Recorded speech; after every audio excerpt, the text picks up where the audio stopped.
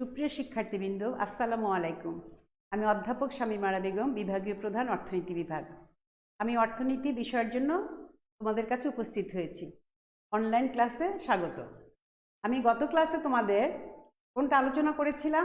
বলেছিলাম দ্বিতীয় অধ্যায়টি হচ্ছে ভোক্তা ও উৎপাদকের আচরণ তত্ত্ব, এবং ভোক্তার দৃষ্টিকোণ থেকে আমরা যেমন চাহিদা বিশ্লেষণ করেছি, চাহিদার বিভিন্ন ধারণা পেয়েছি, আর উৎপাদকের দিক থেকে যখন আমরা আলোচনা করব তখন আমরা পাচ্ছি যোগানের বিভিন্ন ধারণা, বিভিন্ন দিক। গত ক্লাসে আমরা যোগান কাকে বলে, যোগানের সাথে মজুদের কি সম্পর্ক, কিভাবে যোগান সূচি পাওয়া যায়, যোগান কিভাবে রেখা অঙ্কন করা যায়, এগুলি আমরা দেখে নিয়েছি। আজ আমরা যেটা দেখব সেটা হচ্ছে যোগানের নির্ধারক কি, একটি যোগান অপেক্ষক থেকে কিভাবে যোগান রেখা অঙ্কন করা যায়, যোগানের হ্রাস বৃদ্ধি, সম্প্রসারণ, সংকোচন। এবং সবচাইতে সুবিধা হচ্ছে আমি যেই বিষয়ের কথাগুলি বললাম আমরা ঠিক সেম ধারণাগুলি আমরা কিন্তু চাহিদার ক্ষেত্রে দেখে এসেছি। অর্থাৎ চাহিদার নির্ধারক যেমন দেখেছি, এখন আমরা দেখব যোগানের নির্ধারক। আমরা যেমন দেখেছি যে একটু অপেক্ষক থেকে কিভাবে রেখা অঙ্কন করা যায়, আজও আমরা দেখব কিভাবে একটি যোগান অপেক্ষক থেকে যোগান রেখা অঙ্কন করা যায়। তারপর আরেকটি বিষয় দেখব, অতিরিক্ত আমরা একটা জিনিস দেখব যে যোগান রেখার কোনো ব্যতিক্রম হয় কিনা। তারপরে দেখব যোগান সম্প্রসারণ সংকোচন কি, যোগান হ্রাস বৃদ্ধি কি। এবং আমি গত ক্লাসও বলেছি যে চাহিদার চেয়ে যোগানের অধ্যায়টা কিন্তু অনেক সহজ, অনেক সহজ। এখন তাহলে আমি ফিরে যাচ্ছি কোথায়, যে যোগানের নির্ধারক কি। গত ক্লাসে কিন্তু আমি বলেছিলাম যে যোগান হচ্ছে কি, একটি নির্দিষ্ট সময়ে বিক্রয়যোগ্য যেই পরিমাণ দ্রব্য থেকে আমরা নির্দিষ্ট সময়ে নির্দিষ্ট দামে যতটুকু বিক্রি করতে ইচ্ছুক একজন বিক্রেতা বা একজন উৎপাদক, সেটাই হচ্ছে যোগান। আর মজুদ কাকে বলেছিলাম? বিক্রয়যোগ্য মোট পরিমাণকে আমরা বলেছিলাম মজুদ। আবার বলছি, যোগান হচ্ছে মজুদের একটি অংশ। যোগান অবশ্যই মজুদের সমান বা কম হতে পারে, কখনোই বেশি হতে পারে না। এখন যদি আমরা বলি যোগানের নির্ধারক কি, অর্থাৎ কি কি বিষয়ের উপরে যোগানের পরিমাণ কম বেশি হতে পারে, তাহলে যোগানের নির্ধারক যদি আমরা বলি, আমরা যোগানের নির্ধারক এক নম্বর যদি আমরা বলি, এটা আমরা সবাই জানি, সেটা হচ্ছে দ্রব্যের দাম। অর্থাৎ আমি যেই দ্রব্যের যোগানের কথা বলছি সেই দ্রব্যের দাম যদি বৃদ্ধি পায় যোগান বৃদ্ধি পাবে, দাম যদি কমে যায় যোগানটা কমে আসবে। কেননা এই বিষয়টা কার সাথে জড়িত? বিক্রেতার সাথে জড়িত, উৎপাদকের সাথে জড়িত। সে যদি অধিক মূল্য পায় সে অধিক বিক্রি করতে আগ্রহী হবে, আর যদি সে কম মূল্য পায় সে কম দ্রব্য বিক্রি করতে আগ্রহী হবে। 2 নম্বর হচ্ছে উৎপাদনের উপকরণ।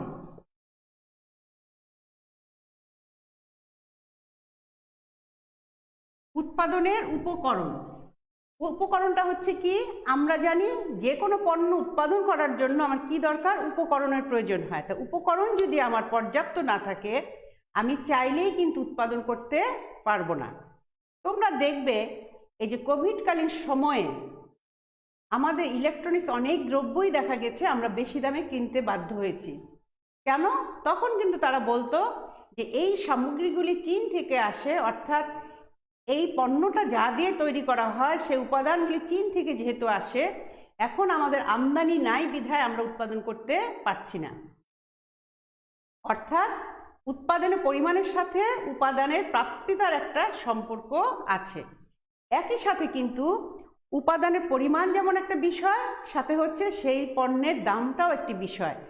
তোমার যদি উপকরণের দাম অনেক বেড়ে যায় তখন কিন্তু অটোমেটিক উৎপাদন ব্যয়টা বেড়ে যাবে, তখন উৎপাদক কিন্তু অধিক দামে পণ্যটা বিক্রি করতে হবে, সে চাইলেই কিন্তু বেশি দামে বিক্রয় করতে পারবে না। তখন দেখা যাবে সে কি হবে, একটু নিরুৎসাহিত হবে উৎপাদন কম করার ক্ষেত্রে।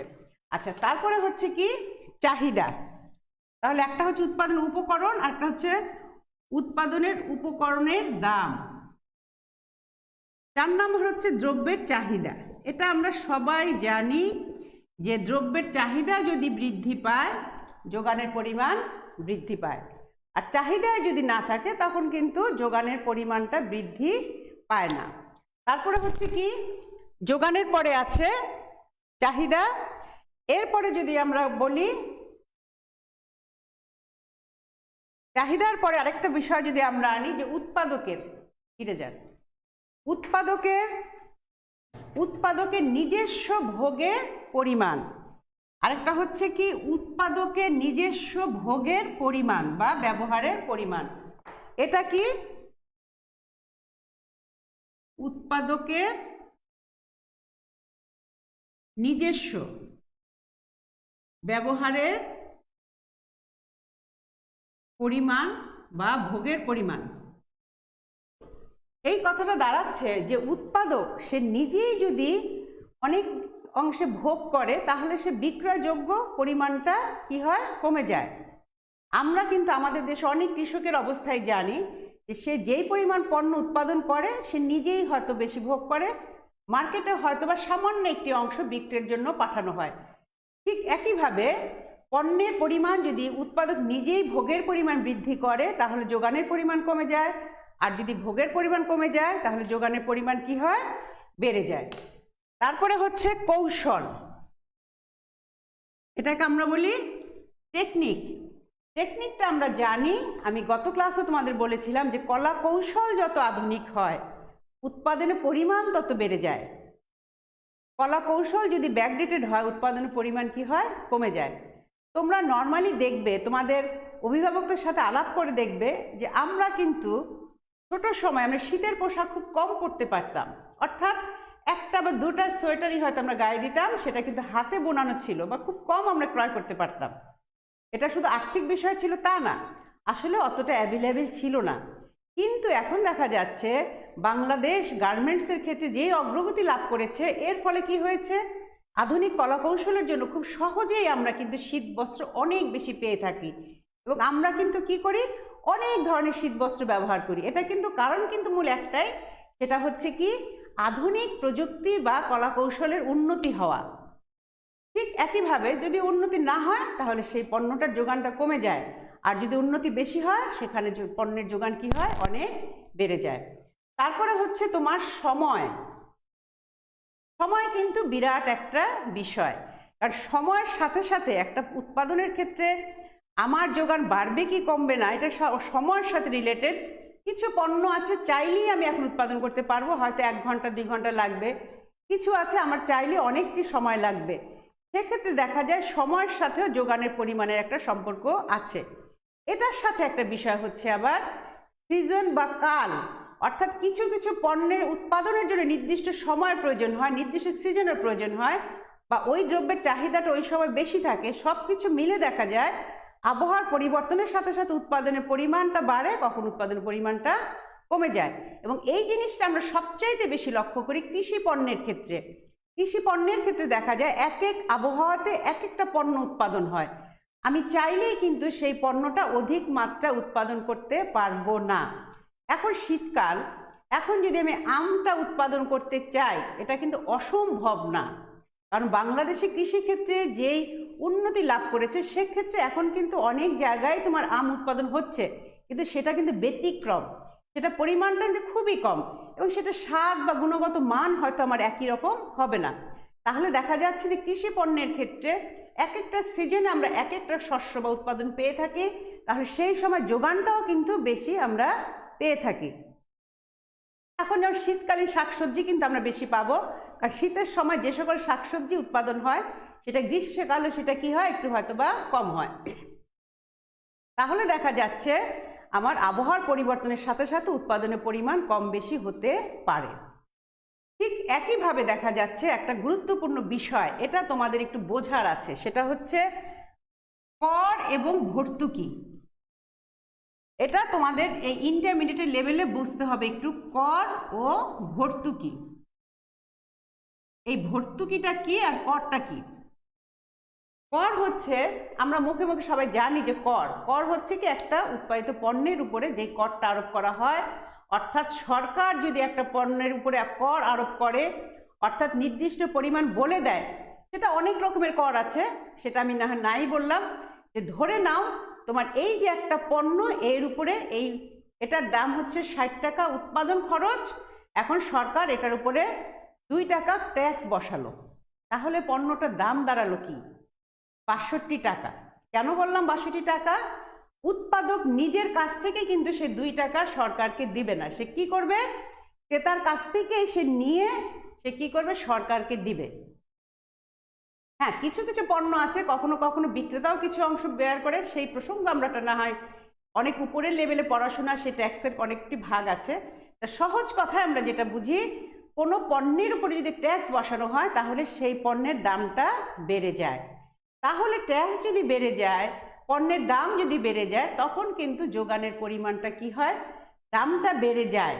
কিন্তু বিক্রেতা কিন্তু বেশি পেয়েছে তা কিন্তু না। তো দ্রব্যের দামটা বেশি হয়ে যাওয়ার ফলে দেখা যায় সেই দ্রব্যের চাহিদা বাজারে কমে যেতে পারে। এই ক্ষেত্রে কি হয়? যোগানের পরিমাণটা কি হয়? কমে যায়। তাহলে কি দাঁড়াচ্ছে? ট্যাক্স যদি বাড়িয়ে দেয়, যোগানের পরিমাণটা কমে যাবে। ২ নাম্বার হচ্ছে ভর্তুকি। ভর্তুকি বিষয়টা কি? ভর্তুকি হচ্ছে কিছু কিছু পণ্য আছে, আমরা জানি যে একজন উৎপাদক কি করে, তার যে খরচটা হয় সেই খরচটা ধরেই কিন্তু পণ্যের দামটা নির্ধারণ করে। আমি উদাহরণ হিসাবে ধরে নিলাম, একটা পণ্য তৈরি করতে আমরা জানি উপাদান হচ্ছে ৪টি: ভূমি, শ্রম, মূলধন, সংগঠন। ভূমির মালিক পায় খাজনা, শ্রমের মালিক পায় মজুরি, মূলধনের মালিক পায় সুদ, সংগঠনের মালিক পায় মুনাফা। এইটা হচ্ছে স্বাভাবিক মুনাফা। এই 4টা মিলে একটা দ্রব্যের দাম হয়েছে 10 টাকা। এখন যদি উৎপাদক এই 10 টাকার কমে সে বাজারে পণ্যটা বিক্রি করে, তাহলে দেখা যাবে সে স্বাভাবিক মুনাফা পাবে। কিন্তু এর চেয়ে যদি কমে করে, তার কি হবে? ক্ষতি হয়ে যাবে। আর এর যদি বেশি করে, সে কি পাবে? অস্বাভাবিক মুনাফা লাভ করবে। কিন্তু কখনো কখনো আমরা দেখি যে এমন কিছু পণ্য আছে যেটা যদি এই খরচের দামে বিক্রি করা হয়, তাহলে ক্রেতা সাধারণ কি হয়? ক্ষতিগ্রস্ত হয়। এবং সেই প্রভাব সমস্ত জনগণের উপরে পড়ে। আমি তোমাদের একটু উদাহরণ দিয়ে বুঝাই। আমাদের কৃষি পণ্যের ক্ষেত্রে যদি সারের দাম বেশি হয়, সারের দাম যদি বেশি হয়, কৃষকের উৎপাদন ব্যয় বেড়ে যাবে। কৃষক কিন্তু বাধ্য হবে সেই পণ্যটার দাম বেশি দামে বিক্রি করতে।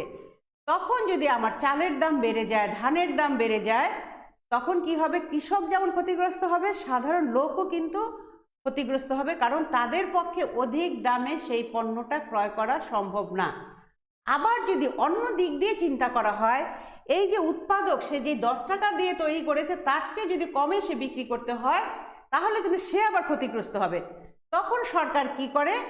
সরকার যেই কাজটা করে, ভর্তুকি দেয়। অর্থাৎ যেই পণ্যটা ন্যূনতম 10 টাকায় বাজারে বিক্রি হওয়ার কথা, সেখানে সরকার যদি তাকে 2 টাকা দিয়ে দেয়, কাকে দেয়? বিক্রেতাকে দেয় ভর্তুকিটা। যে বিক্রেতাকে 2 টাকা দিল, তার মানে বিক্রেতা পেল 10 টাকা, কিন্তু সে বাজারে বিক্রি করলো কয় টাকা? 8 টাকা। বিক্রেতা কিন্তু 10 টাকা ঠিকই পেল, কিন্তু পণ্যটা বিক্রি হলো বাজারে 8 টাকা, ক্রেতারা পেল সেটা 8 টাকাতে। তাহলে এই যে 2 টাকা সে দিল, এটা হচ্ছে ভর্তুকি। তাহলে ভর্তুকিটা দিলে কি হয়?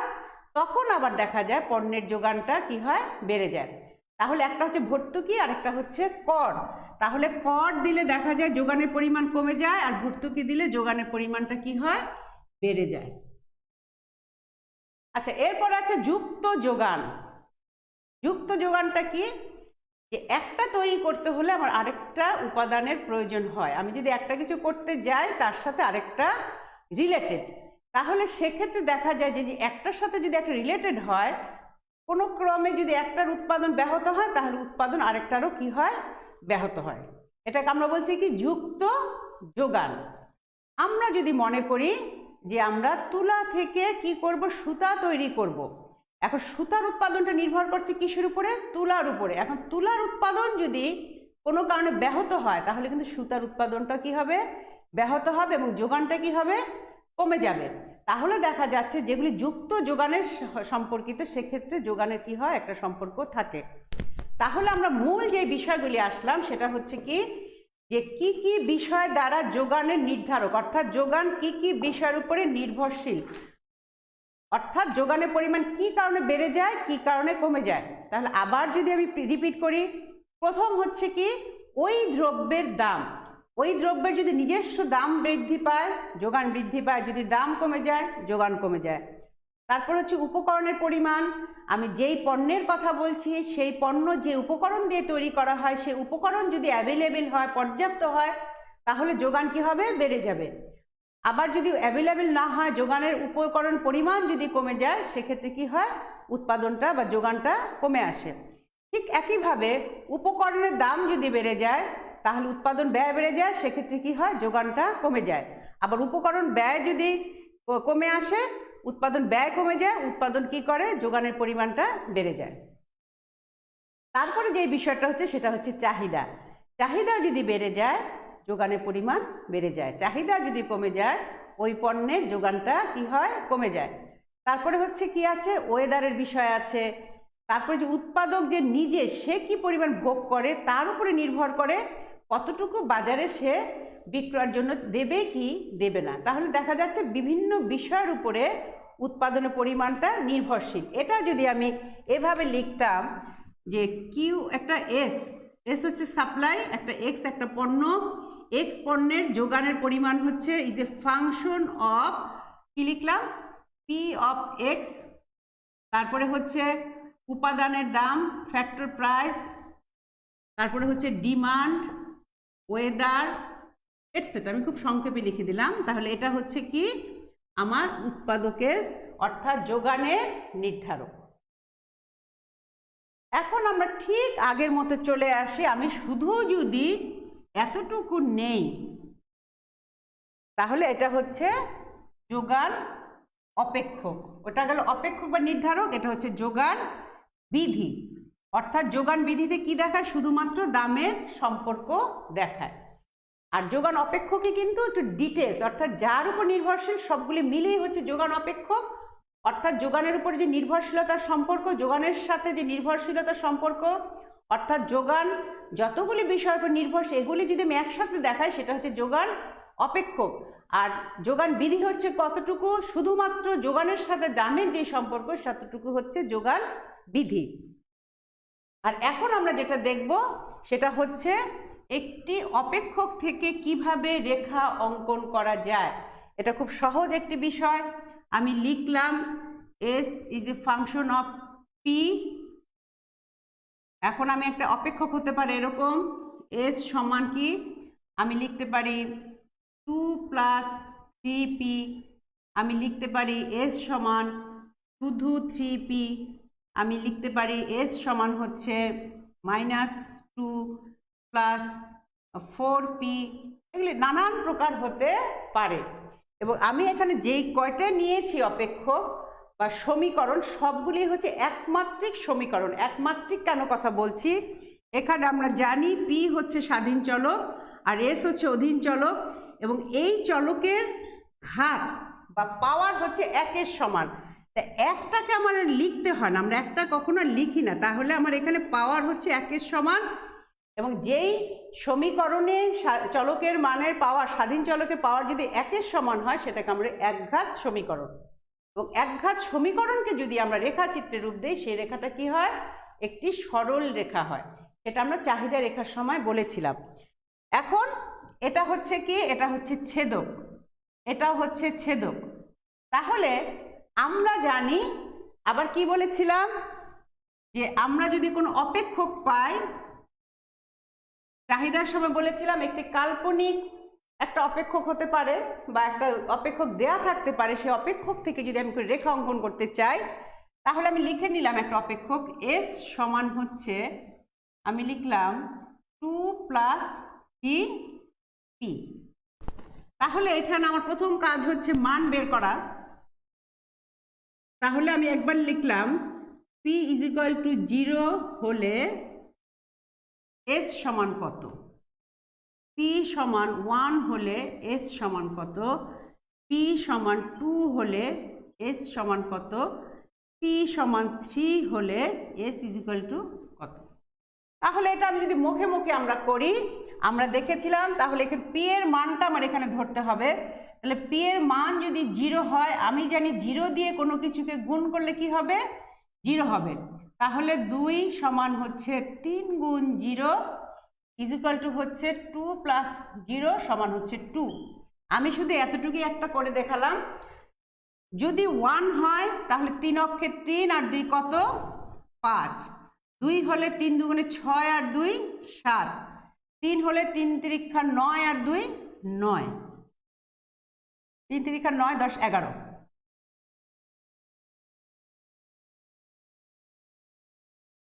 3 দুগুণে 6 7 8 9 10 11। তাহলে দেখা যাচ্ছে কি, এবং আমরা চাহিদা যখন পড়েছিলাম তখন দেখিয়েছিলাম যে এটাকে আমরা বলেছিলাম পরিবর্তনের পরিমাণ। তাহলে দেখা যাচ্ছে এখানে হচ্ছে 2, এখানে হচ্ছে 5, এখানে হচ্ছে 8, এখানে হচ্ছে 11, এবং পরিবর্তন কিন্তু সব জায়গায় 3 3 করে হয়েছে। এখানে এক এক করে স্বাধীন চলকের পরিবর্তন আর অধীন চলকের পরিবর্তন হয়েছে 3 3 করে। এই যে পরিবর্তনের পরিমাণ, এটাই কিন্তু আমরা বলছি আবার কি ঢাল। তাহলে ঢাল কথাটা আমরা আগে শিখেছি।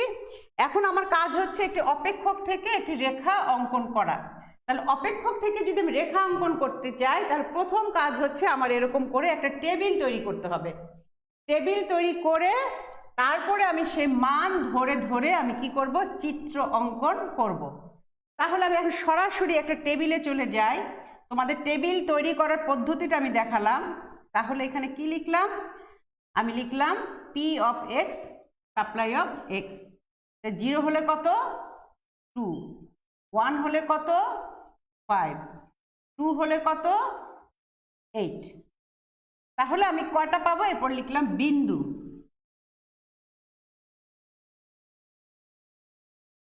আচ্ছা, বিন্দু যখন আমি নিলাম, আমি এটার নাম দিলাম ধরো A, এটা B, এটা হলো C।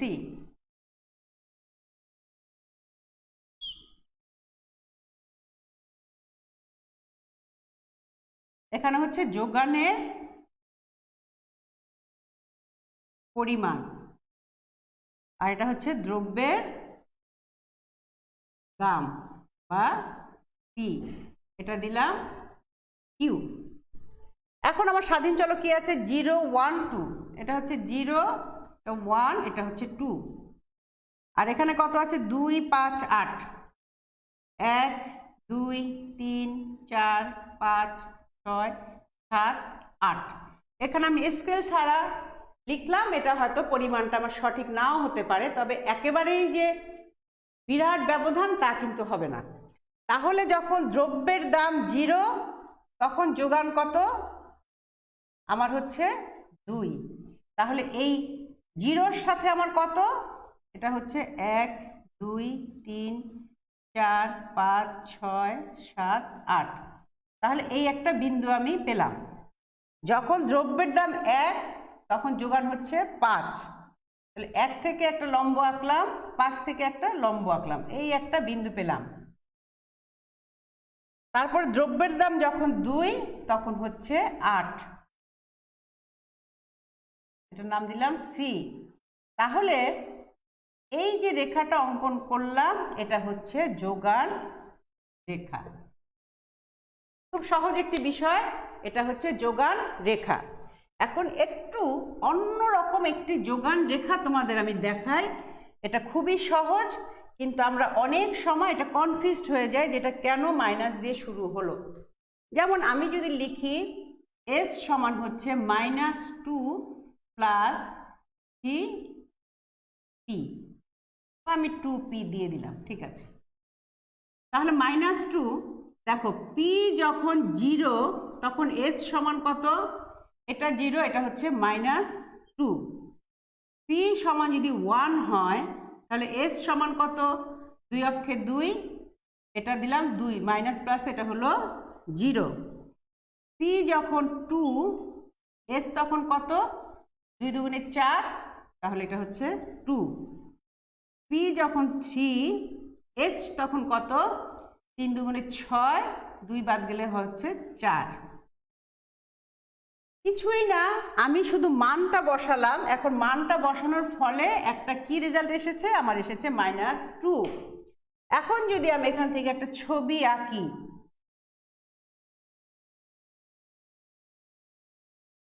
তাহলে যেহেতু -2 আছে কোন ঘরে, যোগানের ঘরে, অর্থাৎ এটা হচ্ছে যোগানের পরিমাণ। এখন যদি 1 2 3 4 5 6 নেই, তাহলে এখানে হচ্ছে -1 -2, আর এটা হচ্ছে y বা p। 1 2 3 4 1 2 3 4 আমি সংক্ষেপে লিখলাম। এখন দেখো আমার যদি দ্রব্যের দাম হয় p, তখন কত হচ্ছে? সাপ্লাই হচ্ছে -2, তাহলে এখানে হচ্ছে p হচ্ছে 0, -2 হচ্ছে এখানে, তার মানে আমি এখানে একটা বিন্দু পেলাম। এরপরে যখন দ্রব্যের দাম 1 টাকা, এই যে দ্রব্যের দাম যখন 1 টাকা তখন যোগান হচ্ছে 0, তার মানে এই একটা বিন্দু আমি পেলাম। এরপরে দ্রব্যের দাম যখন 2 টাকা তখন যোগান হচ্ছে কত? 2 একক, তাহলে এটা হচ্ছে এই একটা বিন্দু। তারপর যখন 3 টাকা তখন হচ্ছে কত? 4, তাহলে এই একটা বিন্দু। তাহলে দেখা যাচ্ছে একটা মাইনাস, এখান থেকে এই একটা রেখা আমি পেলাম। এখন এই রেখাটার মানে কিন্তু দেখো যে যখন দ্রব্যের দাম 1 টাকা তখনও আমি কোনো বিক্রি করতে চাচ্ছি না, অর্থাৎ 1 টাকা পেলেও আমি বিক্রি করতে চাচ্ছি না, এর উপরে গেলে আমি বিক্রয় করতে রাজি হচ্ছি। তাহলে আমাদের যেই কথাটা খেয়াল করতে হবে, এই যে ছেদক, এটা ছেদকটা কিন্তু আমার নেগেটিভ হতেও পারে, সবসময় যে আমার পজিটিভ হবে এমন কোনো কথা নাই। তবে যোগানের ক্ষেত্রে যেই বিষয়টা হচ্ছে পজিটিভ সেটা হচ্ছে কি ঢালটা পজিটিভ। ঢাল আবার পজিটিভ কেন? দ্রব্যের দাম যদি বেড়ে যায়, যোগান যেহেতু বেড়ে যায়, দাম যদি কমে যায়, যোগান যেহেতু কমে যায়, অর্থাৎ দামের সাথে যোগানের যে সম্পর্ক সেটা হচ্ছে সমমুখী, এবং সেই সমমুখী সম্পর্কটা কিন্তু আমরা এখানে দেখলাম। এই যে একটা প্লাস আছে, এটা মানেই হচ্ছে এই সম্পর্কটা হচ্ছে আমার পজিটিভ, এবং রেখা যদি অঙ্কন করি সেই রেখাটা হবে বাম দিক থেকে ডান দিকে ঊর্ধ্বগামী।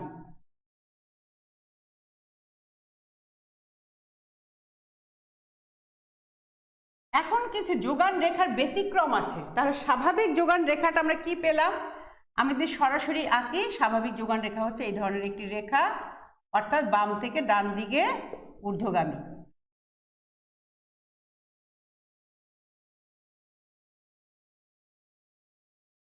কিন্তু এই রেখার ব্যতিক্রম হতে পারে। কিভাবে হতে পারে?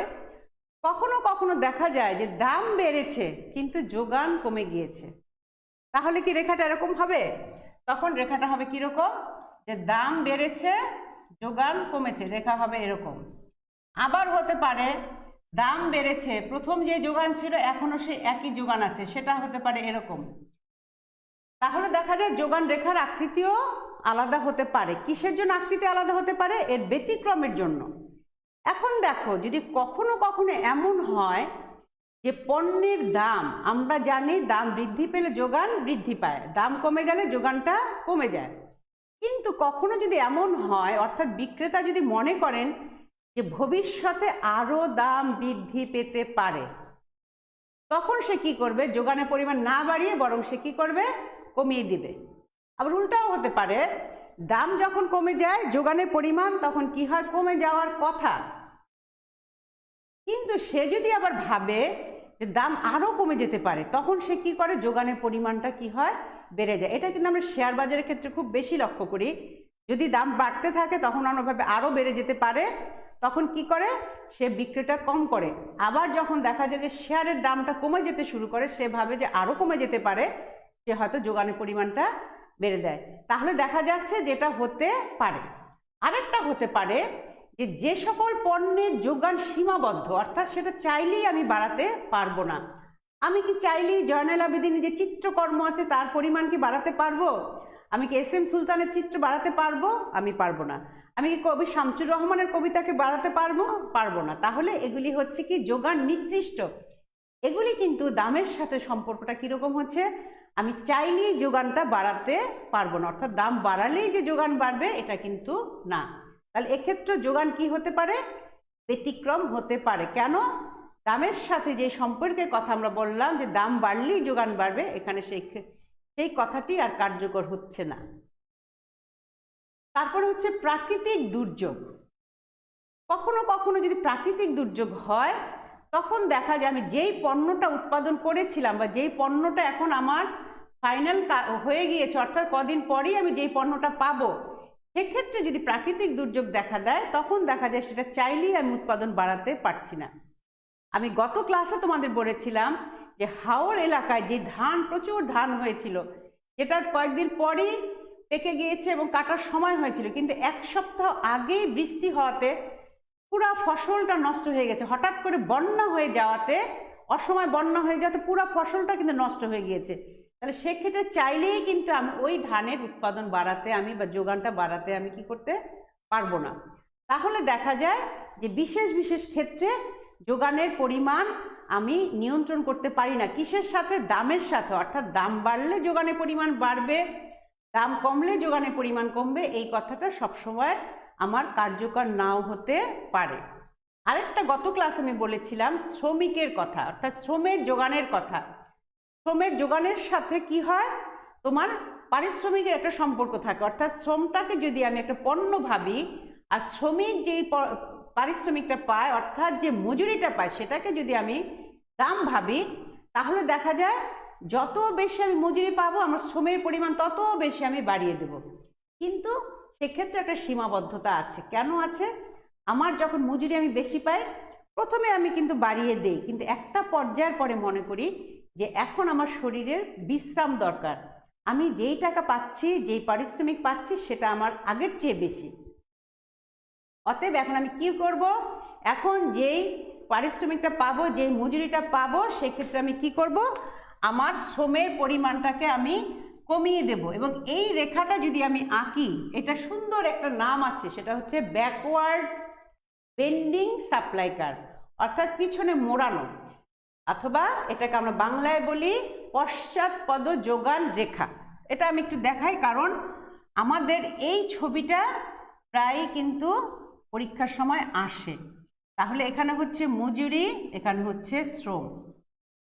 এখন মজুরি যখন W1 অর্থাৎ ওয়েজ, তখন একজন শ্রমিক এতটুকু মজুরি শ্রম দেয়। এখন শ্রমিকের মজুরি যখন আরো বেড়ে গেল, সে শ্রমের পরিমাণ আরো বাড়িয়ে দিল। এখন শ্রমের মজুরি যদি আরো বৃদ্ধি পায়, তখন সে চিন্তা করবে যে আমি এখন যা পাচ্ছি, আমার এটার চেয়ে আমার টোটাল মজুরি যা পাচ্ছি, আমি যদি পরিশ্রম কমও করি, আমি এর চেয়ে বেশি মজুরি পাবো। সেক্ষেত্রে কি করে? পারিশ্রমটা বেশি পাওয়ার জন্য পরিশ্রমটাকে সে কি করে? কমিয়ে দেয়। তাহলে একটা হচ্ছে এ, বি, সি। আমরা যদি এই বিন্দুগুলিকে যোগ করি, আমি এই ধরনের একটি রেখা পাই। এটাকে বলা হয় ব্যাকওয়ার্ড বেন্ডিং সাপ্লাই কার্ভ। এখন যদি কোনো পরীক্ষায় তোমাকে একটি ছবি দিয়ে বলা হয় যে এটা কোন ধরনের যোগান রেখা বা কোন ক্ষেত্রে প্রযোজ্য, তোমার এখানে শ্রম লেখে নি, এখানে ওয়েজ লিখে নি, তোমাকে যদি বলা হয় যে এই রেখাটা কোন ক্ষেত্রে প্রযোজ্য, তখন কিন্তু তোমার ব্যাখ্যাটা আগে বলতে হবে শ্রমের যোগান রেখা, তারপরে কেন রেখার আকৃতিটা এমন হয় সেই ব্যাখ্যাটা তোমার কি করতে হবে? দিতে হবে।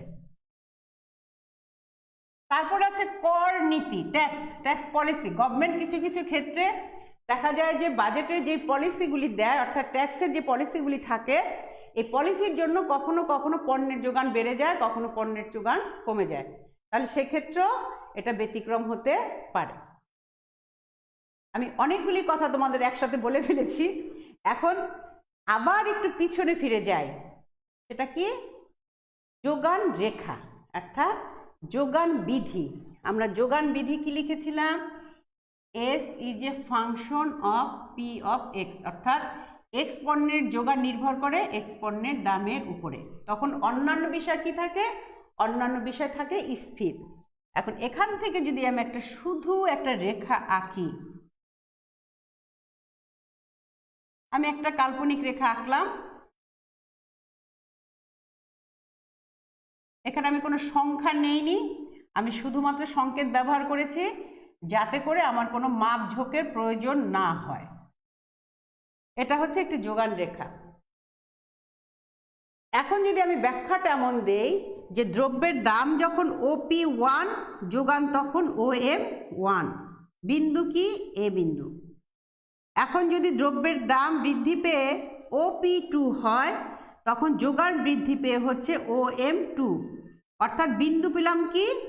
বি। তাহলে এখানে দাম বৃদ্ধি পাওয়ার ফলে যোগানটা কি হলো, বেড়ে গেল। আবার উল্টাভাবে আমি বলতে পারতাম, দ্রব্যের দাম যদি OP2 হয় তখন যোগান হচ্ছে OM2, দাম কমে যদি OP1 হয় তখন যোগান কমে হয় OM1। এই যে দামের পরিবর্তনের ফলে, অর্থাৎ অন্যান্য বিষয় স্থির থেকে শুধুমাত্র দামের পরিবর্তনের ফলে যোগান যদি বেড়ে যায় তাকে আমরা বলি যোগানের সম্প্রসারণ। তাহলে এ বিন্দু থেকে যদি বি বিন্দুতে যায় সেটা হচ্ছে যোগানের সম্প্রসারণ, আর যদি বি বিন্দু থেকে এ বিন্দুতে যায় সেটা হচ্ছে যোগানের সংকোচন। তাহলে সম্প্রসারণ আর সংকোচনটা কি? সম্প্রসারণ হচ্ছে অন্যান্য বিষয় স্থির থেকে শুধু দামের পরিবর্তনের ফলে যোগানের যে পরিমাণের পরিবর্তন হয়, পরিমাণটা যদি বেড়ে যায় তাকে বলছি সম্প্রসারণ, আর পরিমাণটা যদি কমে যায় সেটাকে বলছি সংকোচন। তাহলে একটা হচ্ছে যোগানের সম্প্রসারণ, যোগানের সংকোচন। এটা কিসের কার্যকারিতা? এটা হচ্ছে যোগান বিধি। অর্থাৎ যোগান বিধি যখন কার্যকর হয় তখন আমরা যেটা পাই সেটাকে আমরা বলছি যোগান বৃদ্ধির জন্য যেটা হয়, অর্থাৎ অন্যান্য বিষয় যদি অপরিবর্তিত থাকে তাহলে যদি যোগানের পরিমাণ বেড়ে যায় তাকে বলছি আমরা যোগান সম্প্রসারণ, আর যদি যোগান কমে যায় সেটা হচ্ছে যোগান সংকোচন। এবং আরেকটা বিষয় হচ্ছে এক্ষেত্রে শুধুমাত্র বিন্দুর পরিবর্তন হচ্ছে, অর্থাৎ আমার রেখা কিন্তু একই থাকছে, অর্থাৎ রেখা আমার একই থাকছে, কিন্তু কি পরিবর্তন হচ্ছে? শুধু রেখায় বিন্দুর অবস্থান পরিবর্তন হচ্ছে। এ থেকে বিতে গেলে হচ্ছে সম্প্রসারণ, বি থেকে যদি এতে আসে সেটা হচ্ছে সংকোচন। অথবা আমি নিচে চাইলে আরেকটা বিন্দু নিতে পারি, এই বিন্দু যদি এটাকে মূল ধরি তাহলে এ থেকে বিতে গেলে সম্প্রসারণ, এ থেকে যদি আমি সিতে যাই সেটা হচ্ছে সংকোচন। এখন আমরা জানি যে আমরা যোগানের নির্ধারক আমরা কি বলেছিলাম? যোগানের নির্ধারক আমরা বলেছিলাম যে যোগান শুধুমাত্র দ্রব্যের দামের না, অন্যান্য কারণেও পরিবর্তন হতে পারে। অর্থাৎ এই পরিবর্তন বলতে পরিমাণের পরিবর্তন হতে পারে। এখন যদি আমরা চিত্রে সেই বিষয়টাকে দেখাই, চিত্রে আমরা কি দেখাই? আমরা প্রথমে একটা কি নিয়েছি,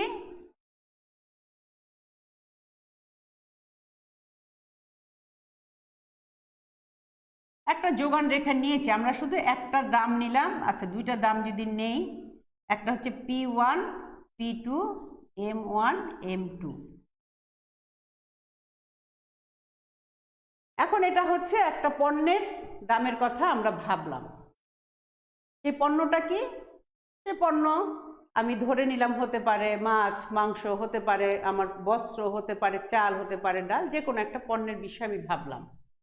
এখন যদি ওই পণ্যের দাম ঠিক আছে, অর্থাৎ দ্রব্যের দাম OP1, তখন যোগান ছিল OM1। এখন আমি মনে করলাম শীতকালের শাকসবজি বা পেঁয়াজ, এখন যদি OP1 দামে আগে যোগান ছিল OM1, এখন এই দ্রব্যের দাম ঠিক আছে, কিন্তু কিসের পরিবর্তন হয়েছে? সিজনের পরিবর্তন হওয়ার ফলে যদি এই দামে যদি আমি বেশি বিক্রি করতে রাজি থাকি, এটার নাম দিলাম আমি OM3, তাহলে কিন্তু আমি নতুন একটা বিন্দু পেলাম।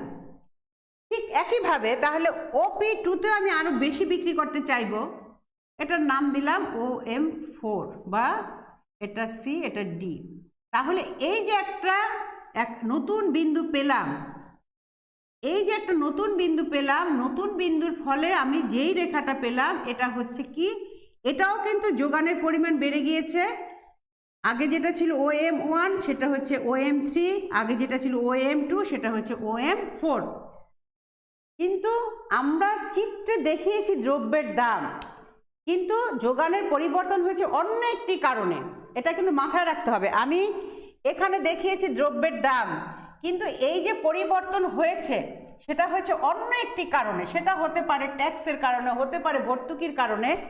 আমি এখন ফ্রেশ করে যদি শুধু একটা বিন্দু দিয়ে দেখাই, যে আমার প্রাথমিক একটি যোগান রেখা, সেই রেখাটা হচ্ছে এই ধরনের। যখন দ্রব্যের দাম P1 তখন যোগান হচ্ছে OM1। এখন দেখা যাচ্ছে দ্রব্যের দাম আমার ঠিক আছে, সরকার কি করেছে, আমার ভর্তুকি দিয়েছে, ভর্তুকি দেওয়ার ফলে আমার দ্রব্যের কি হলো, যোগানের পরিমাণ বেড়ে গেল। তাহলে কি দাঁড়াচ্ছে, আবারও বলছি, ওই দ্রব্যের দাম ঠিক আছে কিন্তু সরকার ভর্তুকি দিয়েছে, ভর্তুকি দেওয়ার ফলে পণ্যের যোগানটা বেড়ে গেল। আমি কিন্তু এখানে ভর্তুকি কথাটা দেখিয়ে নি, কি দেখিয়েছি, দ্রব্যের দাম। তাহলে এই যে নতুন একটা রেখা পেলাম, এটা হচ্ছে যোগানের পরিমাণ কি হলো, বেড়ে গেল। আবার উল্টাও হতে পারতো, ভর্তুকির পরিমাণ যদি কমিয়ে দেয় তাহলে দেখা গেল একই দামে আমার যোগানটা কি হয়েছে, আরো কমে গিয়েছে। তাহলে আমি নতুন একটা রেখা আমি পেলাম। তাহলে এই রেখা হচ্ছে, তাহলে আমি তিনটা রেখা পেলাম। তিনটা রেখার ফলে কি হলো, দেখা যাচ্ছে যে কি, আবারও বলছি, দ্রব্যের দাম ঠিক থেকে অন্য কোনো কারণে যদি যোগান বেড়ে যায় তাকে আমি বলবো যোগান বৃদ্ধি, আর অন্য কোনো কারণে যদি যোগান কমে যায় সেটাকে আমি বলবো যোগান হ্রাস। তাহলে এক্ষেত্রে এ থেকে যদি বি বিন্দুতে যায় সেটা হচ্ছে যোগান বৃদ্ধি, আর যদি এ থেকে আমার সি বিন্দুতে যায় সেটা হচ্ছে যোগান হ্রাস। তাহলে সম্প্রসারণ আর বৃদ্ধি, সংকোচন আর হ্রাস, এই দুইটার বেসিক পার্থক্যটাকে আমার বুঝতে হবে।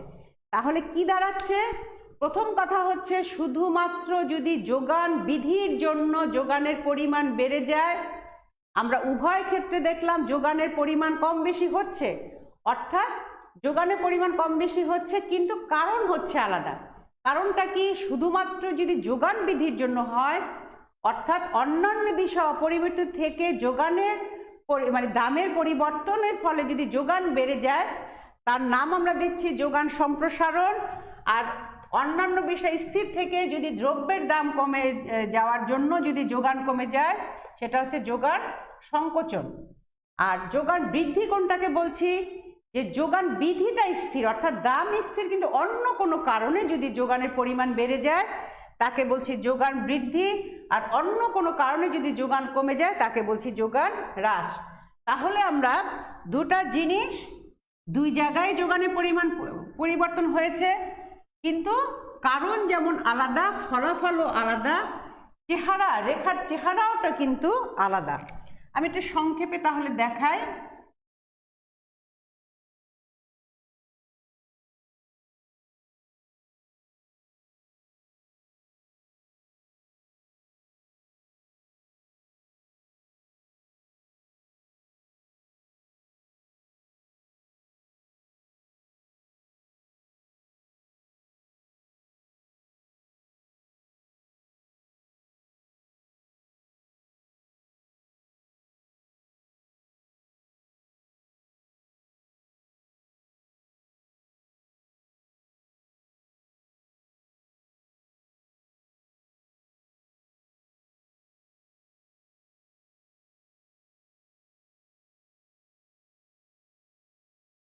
এখানে আমি পরপর যদি দুটো চিত্র আঁকি তাহলে এটা হচ্ছে কিসের কার্যকারিতা, এটা হচ্ছে যোগান বিধির কার্যকারিতা। এখানে দামের পরিবর্তন দেখিয়েছি, যোগানের পরিবর্তন হয়েছে। তাহলে যখন এ থেকে বি বিন্দুতে গেল, অথবা যখন দাম P1 থেকে P2 হয়, যোগান বৃদ্ধি পেয়ে M1 থেকে M2 হলো, তাহলে এক্ষেত্রে এ থেকে বি এটা হলো কি সম্প্রসারণ, সম্প্রসারণ। আর বি থেকে যদি এতে আসে সেটা হচ্ছে সংকোচন। আচ্ছা, এক্ষেত্রে যদি বি থেকে সিতে যায় সেটা হচ্ছে বৃদ্ধি, আর যদি বি থেকে এতে যায় সেটা হচ্ছে হ্রাস। দুই ক্ষেত্রেই কিন্তু যোগানের পরিমাণ এটাও বেড়েছে, এটাও বেড়েছে, এটাও কমেছে, এটাও কমেছে, কিন্তু কারণ হচ্ছে কি, এটার কারণ হচ্ছে দামের প্রভাব, আর এখানে হচ্ছে দাম স্থির অন্য কোনো বিষয়ের প্রভাব। এখানে রেখা আমার একই হয়েছে, শুধুমাত্র বিন্দুর পরিবর্তন, আর এখানে রেখাই আলাদা হয়েছে এবং বিন্দুরও পরিবর্তন হয়েছে। এই কথাটা তোমাদের বারবার দেখার উদ্দেশ্য হচ্ছে এখান থেকে কিন্তু সৃজনশীল প্রশ্ন যেটা হয় সেটা হচ্ছে যোগান হ্রাস বৃদ্ধি এবং সম্প্রসারণ সংকোচন কি এক, ব্যাখ্যা করো। তাহলে তোমার কিন্তু ব্যাখ্যা করতে হবে এবং ব্যাখ্যাতে কি বলতে হবে, তিনটা বিষয় একদম লিখতেই হবে। সেটা হচ্ছে কি, একটা হচ্ছে যোগান সম্প্রসারণ সংকোচন হচ্ছে যোগান বৃদ্ধির প্রভাব, আর হ্রাস বৃদ্ধি হচ্ছে স্থির থেকে অন্যান্য বিষয়ের প্রভাব। এখানে হচ্ছে একই রেখার কোনো পরিবর্তন নেই, কিন্তু তোমার হ্রাস বৃদ্ধিতে রেখার পরিবর্তন হয়েছে। এখানে বিন্দুর পরিবর্তন হয়েছে, এখানে বিন্দুর এবং রেখার উভয়ই পরিবর্তন হয়েছে। তাহলে এই পয়েন্টগুলি অবশ্যই মাথায় রাখতে হবে। তবে সাথে সাথে এতটুকু মাথায় রাখতে হবে, দুই জায়গায় কিন্তু পরিবর্তন হয়েছে, কিন্তু কারণটা শুধু আলাদা। এক্ষেত্রে চাহিদা বৃদ্ধি কার্যকর হয়েছে, এক্ষেত্রে চাহিদা বৃদ্ধি কার্যকর হয়নি। কিন্তু রেখাতে কিন্তু আমরা এই পাশে দামটা লিখেছি, এখানেও দাম, এখানেও দাম, এখানেও পরিমাণ, এখানেও কিন্তু পরিমাণ। এখানে কিন্তু আমরা কারণটা ব্যাখ্যা করেছি, কিন্তু দামটা স্থির রেখেছি। তোমরা এই জিনিসটা কিন্তু একটু বোঝার চেষ্টা করবে। তাহলে আজকে আমরা কি কি দেখলাম, আজকে আমি তোমাদের বোঝানোর চেষ্টা করলাম, তোমরা বুঝতে পেরেছো কিনা জানি না। সেটা হচ্ছে যোগান বিধিটা কি আর যোগানের নির্ধারকটা কি। আর যোগানের নির্ধারক থেকে আমরা যেটা দেখেছি আবার, যে যোগান রেখা যখন এঁকেছি সেক্ষেত্রে আমরা কি ব্যবহার করেছি, একটি অপেক্ষক থেকে কিভাবে যোগান রেখা অঙ্কন করা যায়। এবং এই অঙ্কন করতে যে আমরা একটা সুন্দর একটা রেখা পেয়েছি, যেই রেখাটা হচ্ছে বাম দিক থেকে ডান দিকে ঊর্ধ্বগামী এবং রেখার ঢালটা হচ্ছে পজিটিভ। কিন্তু কখনো কখনো এর ব্যতিক্রম হতে পারে। ব্যতিক্রম কখন হতে পারে? হতে পারে উপকরণের দাম, হতে পারে উপকরণ প্রাপ্ততা, হতে পারে বিশেষ কোনো দ্রব্য যার যোগান কোনো ক্রমেই পরিবর্তন করা সম্ভব না।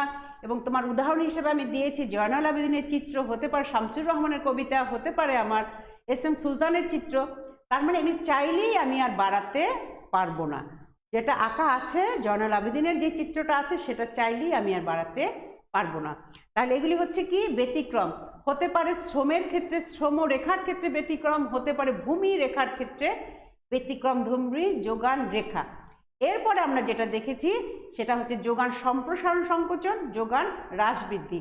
উভয়ের ক্ষেত্রে যোগানের পরিবর্তন হয়, যোগানের পরিমাণ বৃদ্ধি পায়, যোগানের পরিমাণ কমে যায়, কিন্তু কারণ যেমন আলাদা, নামটাও আলাদা। কারণ যখন আমরা যোগান বৃদ্ধির ক্ষেত্রে বলি সেটা হচ্ছে যোগান সম্প্রসারণ সংকোচন, আর যেটা যোগান বৃদ্ধির কার্যকারিতা না অন্য যে কোনো বিষয়ের জন্য হয় সেটা হচ্ছে যোগান হ্রাস বা বৃদ্ধি। তাহলে আমাদের আগামী ক্লাসে আমরা যেটা দেখব সেটা হচ্ছে যোগানের স্থিতিস্থাপকতা, এবং এটা খুবই সহজ। আমরা আগামী দিনের স্থিতিস্থাপকতায় দেখব। আর তোমাদের যদি এখানে কোনো প্রশ্ন থাকে সেটা কমেন্ট বক্সে লিখবে। আমি তোমাদের কমেন্টগুলি কিন্তু পরে দেখে কিন্তু চেষ্টা করব তোমাদের উত্তরগুলি দেওয়ার জন্য। তাই তোমরা সবাই ভালো থাকো, সুন্দর থাকো। আল্লাহ হাফেজ।